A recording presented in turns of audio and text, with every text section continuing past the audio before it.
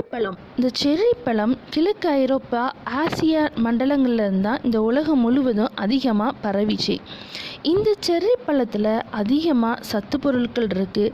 நிறைய நோய் எதிர்ப்பு சக்தியெல்லாம் கூட இந்த செர்ரி பழத்தில் காணப்படுது. இது கொஞ்சம் இனிப்பு மற்றும் புளிப்பு சுவை இதில் காணப்படும். இந்த 2 சுவைகளுமே நம்முடைய உடலுக்கு நல்ல ஒரு சத்துக்களை நிறைந்த ஒரு பழமாக காணப்படுது. ஸோ இது நம்ம உடலுக்கு நல்ல ஒரு எனர்ஜி கொடுக்கும். அது மாத்திரம் இல்லை, இதில் உள்ள நிறையா விட்டமின்ஸ், மினரல்ஸ், தாதுக்கள் இது எல்லாமே நம்முடைய உடலுக்கு ஆரோக்கியம் நிறைந்தவையாக காணப்படுது. அது மாத்திரம் இல்லை, இது புற்றுநோய், அப்புறம் வயது முதிர்வு அடைதல், அப்புறம் நரம்பு வியாதிகள், அப்புறம் நீரிழிவு நோய் போன்ற எல்லா கொடிய நோய்க்கும் எதிராக நம்முடைய உடலை பாதுகாக்கிற ஒரு ஆற்றல் இந்த செர்ரி பழத்துக்கு இருக்குது.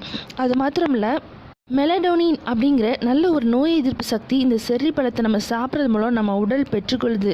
அது மாத்திரம் இல்லை, நம்முடைய ரத்த ஓட்டத்தில் நல்ல தடை ஏற்படாமல், மூளையில் கட்டி அப்படிலாம் உண்டாகுது இல்லையா, இதெல்லாமே ஏற்படாமல் பாதுகாக்கிறதுலையும் இந்த மெலடோனினுடைய பங்கு ரொம்ப முக்கியமானது.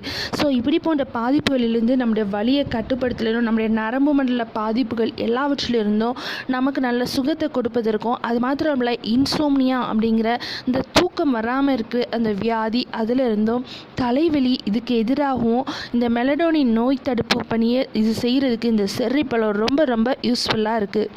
அது மாத்திரம் இல்லைங்க, இதில் இன்னும் பொட்டாசியம், இரும்பு, தாமிரம், துத்தநாகம், மேங்கனீஸு அப்படிங்கிற முக்கியமான அத்தியாவசியமான தாது உப்புக்கள் எல்லாமே இந்த செர்ரி பழத்தில் நிறைஞ்சு காணப்படுது. அது மாத்திரம் இல்லை, இது நம்மளுடைய இதய செயல்பாட்டை நல்லா வலிமையாகும்.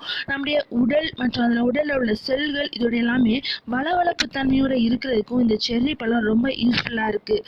அது மாத்திரம் இல்லை, நம்முடைய இதய துடிப்பு, ரத்த அழுத்தம் எல்லாமே சீராக இருக்கிறதுக்கும் இது ரொம்ப இம்பார்ட்டண்ட்டான ஒரு பழமாக காணப்படுது. இந்த புளிப்புள்ள செர்ரி பழத்தில் நமக்கு பீட்டா கரோட்டின், சீசாந்தின், லூட்டின் போன்ற ஆரோக்கியமான நல்ல ஆன்டி ஆக்சிடென்ட்ஸ்கள்லாம் காணப்படுது. ஸோ இது நம்முடைய உடம்புல இருக்க தீங்கு விளைவிக்கிற ப்ரீ ரேடிக்கல்ஸ் எல்லாத்தையுமே நமக்கு விரட்டி அடிக்கிறது. ஸோ இதனால் சீக்கிரமாக வயசான தோற்றம் வர்றது, அப்புறம் புற்றுநோய்க்கு எதிரான எல்லாவற்றுக்கும் இது எதிராக செயல்படுது. மேற்கிந்திய நாடுகளில் கிடைக்கிற ஒரு வெரைட்டி இதில் காணப்படுது.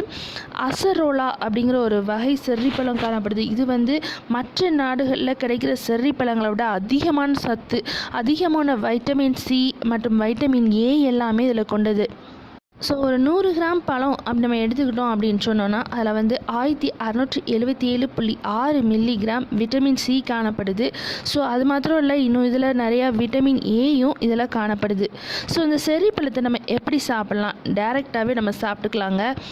அது மாத்திரம் இல்லை, இதை நம்ம பீச் பழம், அன்னாசி பழம், திராட்சை பழம் போன்ற மற்ற பழங்களோடு சேர்ந்து ஒரு பழக்கலவையாவோ, ஏதாவது ஒரு ஃப்ரூட் சாலட்டாக நம்ம செஞ்சு சாப்பிட்லாம்.